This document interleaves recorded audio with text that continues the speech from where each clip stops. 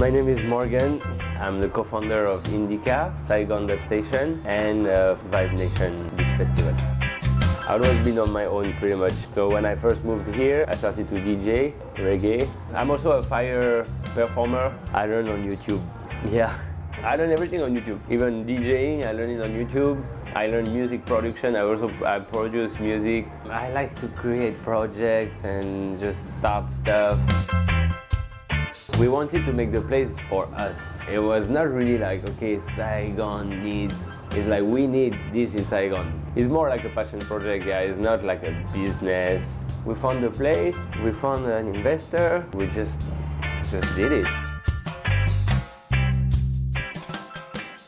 That's what I like with Vietnam is that if you believe in your project, you can go through.